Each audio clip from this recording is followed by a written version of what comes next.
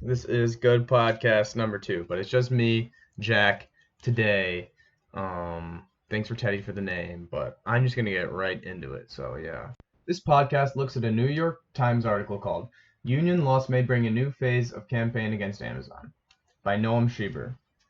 It is about the recent situation about the potential unionization of an Amazon warehouse in Bessemer, Alabama, which ended up being unsuccessful as the final vote was 1,798 votes against unionization and 738 votes in favor of it.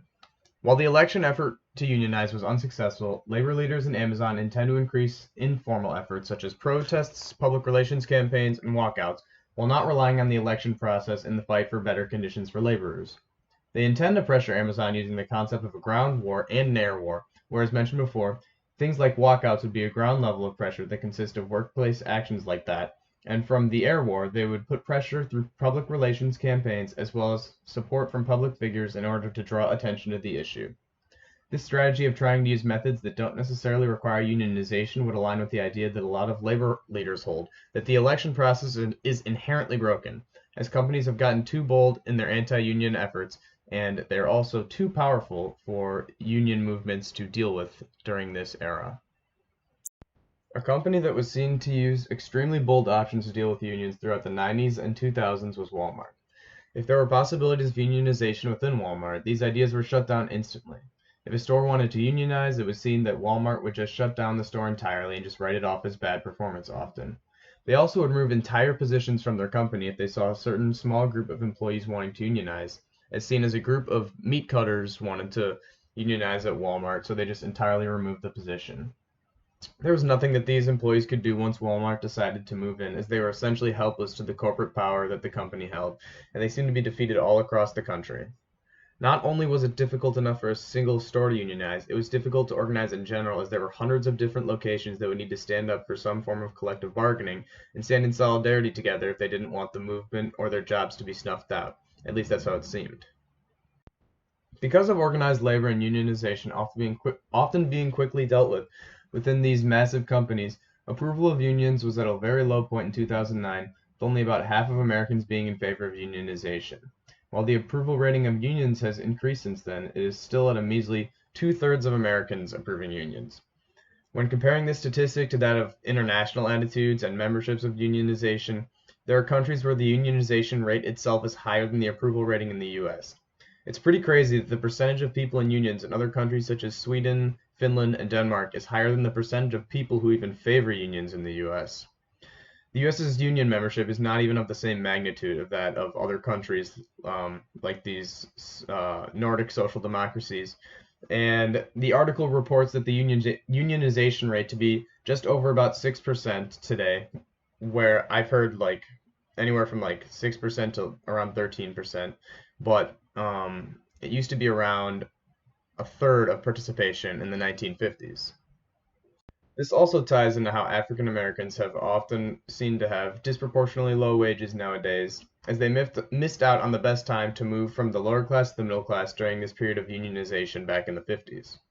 When unions were seen to be stronger and more common in the US, black people had less opportunities for this kind of job, as segregation and discrimination were still completely legal and racial tension was at like very high levels at the time. These manufacturing jobs that were not available to black people were helping white working class folk increase their socioeconomic status, and these unionized jobs did not last long.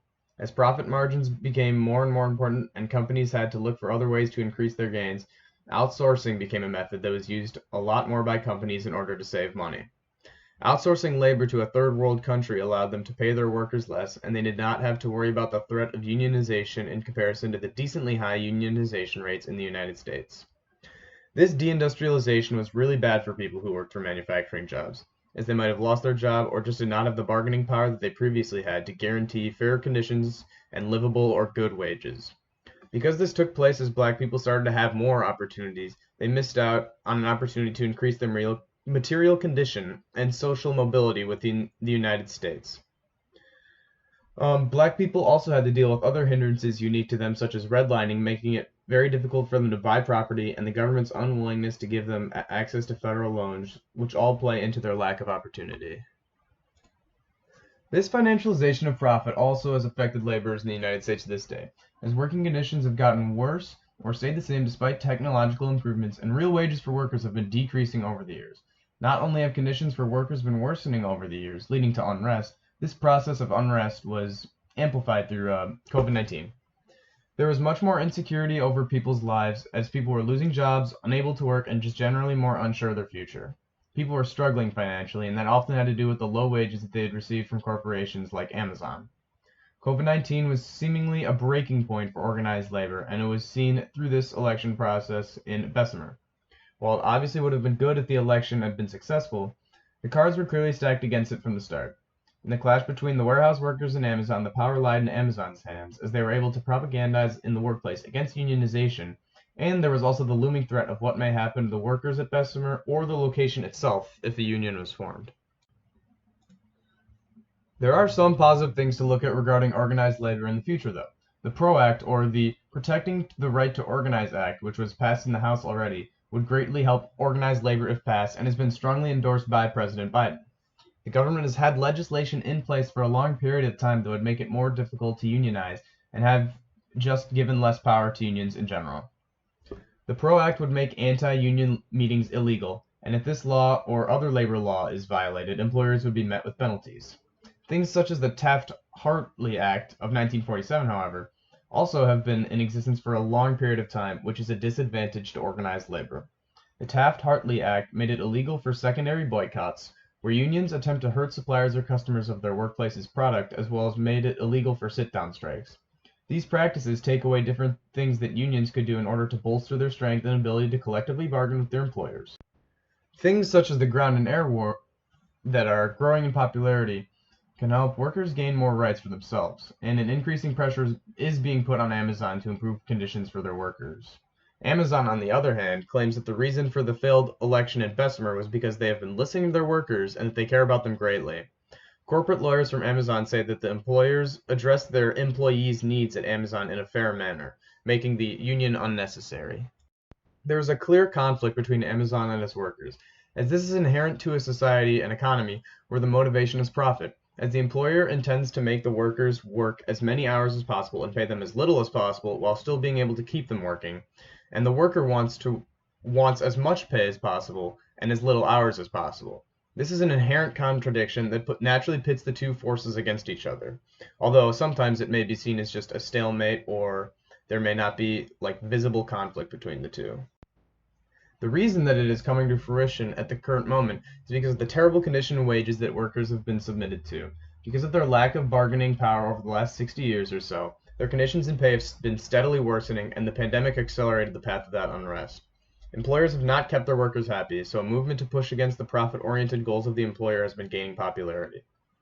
Another reason that movements in support of workers' rights and collective bargaining have been popularized is the internet.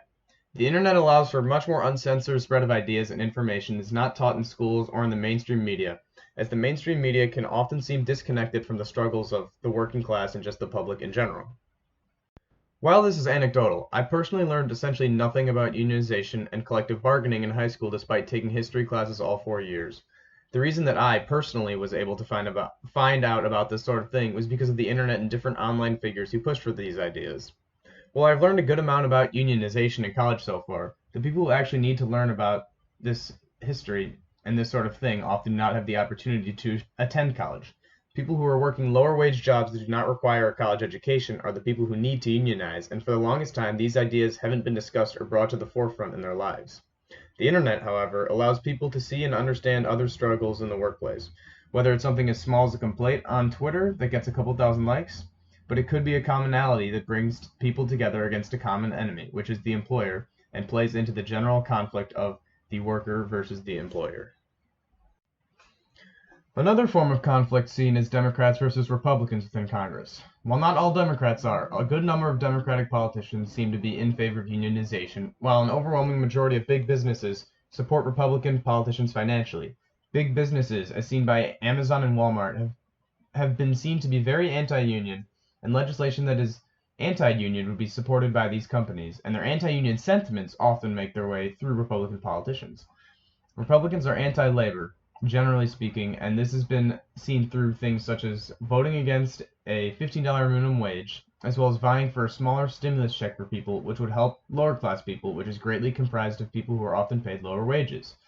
This is not to say that Democrats aren't guilty of this in any capacity, as seen by multiple Democrats voting against pro-labor legislation such as the higher minimum wage, but there are more Democrats that do seem to be pro-labor in general. The Democratic president himself, Joe Biden, claims to be a pro-labor president, as he said he is in favor of the PRO Act, was in favor of the $15 minimum wage, and a large part of his platform has been based on supporting collective bargaining and unions. This conflict is not as cut and dry as the conflict between workers and Amazon. However, there is still a division amongst politicians who have been paid money to serve anti-labor interests of private entities, while there are still some who remain in favor of the working class of America. Regarding economic trends, Amazon is a perfect target for an elected labor union, as it would affect so many different industries and could be a strong catalyst for organized labor in the States. Amazon, being such a massive company, has a massive effect on other industries both due to its size as well as its production. Because Amazon packs and ships things, its tentacles reach into a massive amount of industries that utilize its services, and it would cause a lot of companies to slow down their productivity greatly if they were to suffer a hit from a collective push from workers against the company. The sheer size and reach of Amazon would slow down America, which would likely put a lot of pressure on Amazon to negotiate with their workers for more fair conditions so that business could resume as usual. Starting a push for unionization at a place like Amazon is great, because not only does it cover the employees at Amazon, but it also allow for workers in connected businesses to take advantage of this movement and all gain collective bargaining power for themselves. The tough thing about unionizing at a place like Amazon, ignoring all the previous things that make unionization difficult currently in the United States, is that Amazon is such a massive company. While one union push is good, it only unionizes one location out of hundreds, if not thousands, of different warehouses and locations. The other locations are still ununionized, but one successful election could set the groundwork for other unions to form at other Amazons, and it could spread across corporate America potentially. A ton of people's lives could be improved if a union push were successful. As mentioned earlier, a lot of people who would disproportionately be affected by increased unionization would be black people. The low wages that they face nowadays is due to a failure of the system, as well as racially charged policies and attitudes, as well as economic trends that have made social mobility extremely limited for them. According to the Brookings Institute, the average net worth of a black family is about $17,000, while that of a white family is about $170,000. There is no denying that there have been deliberate attempts to keep black people in poverty, such as the war on drugs, incarcerating many black men, redlining, gerrymandering, and more. And a push for unionization would give many black people the opportunity to move to the middle class that their families missed out on generations ago back in the 50s when unionized jobs allowed for greater social mobility. To wrap things up, workers in the US have been unfairly exploited for their labor for years, as companies do not compensate the value they create for the company fairly, and they often work in miserable conditions. The push for unionization at Amazon and Bessemer could be an important event regarding workers' rights and collective bargaining in the coming years. While it was unsuccessful, it could bring more attention to collective bargaining, as well as it can start a new effort for workers' rights that does not require the election process. The fight for unionization could also be extremely beneficial in giving workers the opportunity to improve their socioeconomic status and would greatly help many black people who often have to work at these low-wage jobs because of systemic factors completely out of their control. A successful union at a company like Amazon could catalyze a movement for organized labor that could spread throughout the country due to its massive effect. With workers coming to a tipping point with their frustrations with the employer, this movement was bound to happen soon enough. Thanks for listening to Good Podcast number 2 by me. This was for a school project, but I figured I'd upload it to my YouTube channel because it's kind of interesting stuff. And yeah, I don't know. I just want to post more content. So this part's not being turned in. Also, there's a siren in the background. So yeah, that's really epic. But yeah, this is important stuff in my opinion and interesting to learn about. So yeah, thank you for listening if you made it this far.